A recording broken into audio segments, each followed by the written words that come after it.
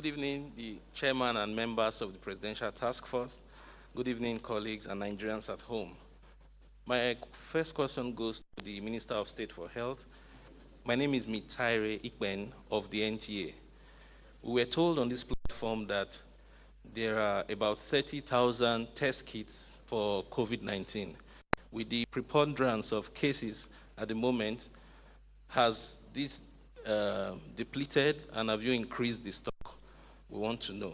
Then also, the Minister of Health once told us that the Department of Alternative Medicine in the Ministry of Health is looking into claims of traditional treatment for COVID-19. So far, are there any findings?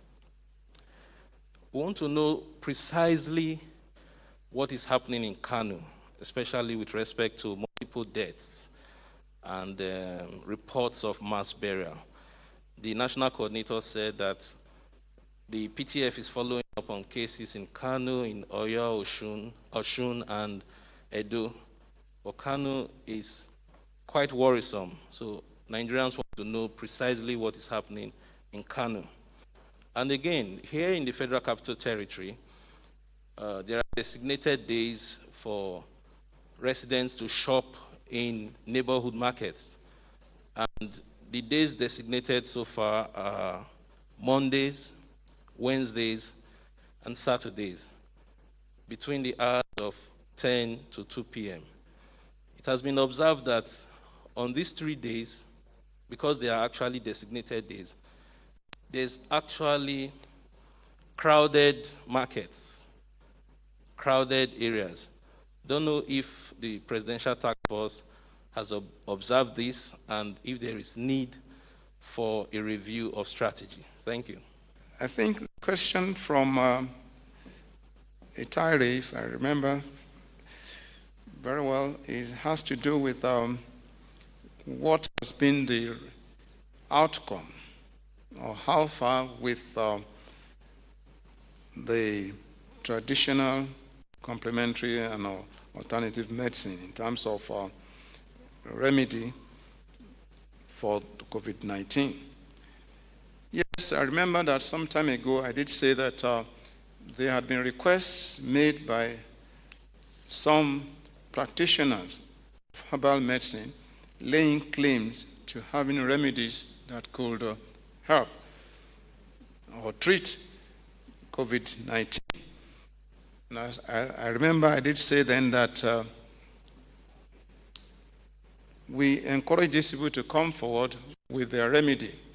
But these remedies, they have to go through the proper protocol of assessing the efficacy.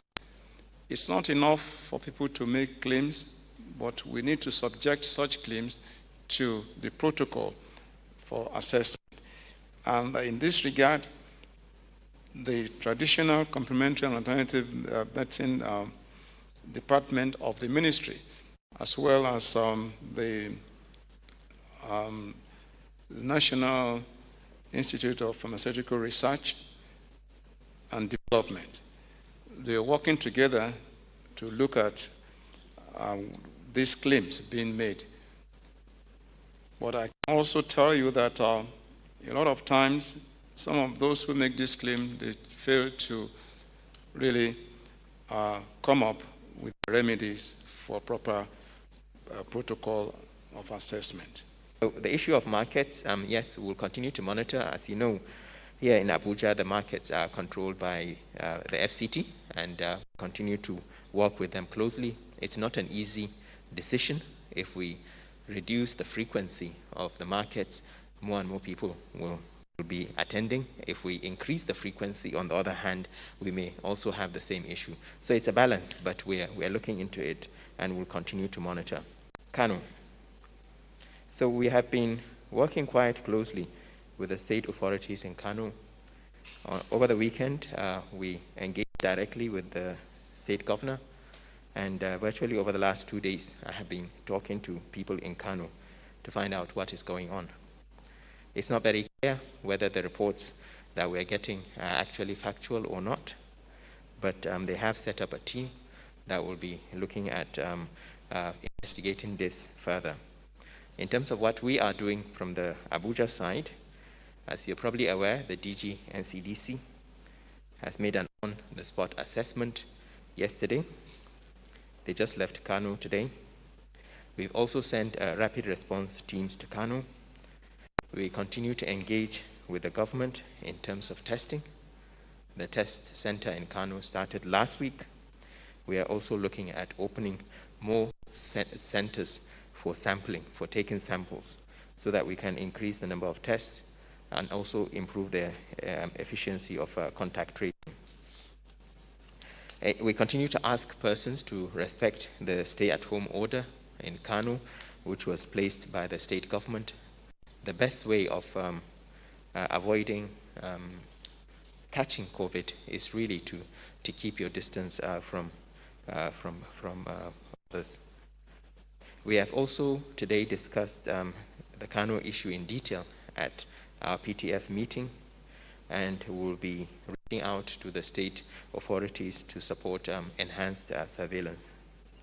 We definitely recognize the need for more testing and also the need to reach out to communities to convince them to continue to support and cooperate with us while we work on reducing the impact of the pandemic.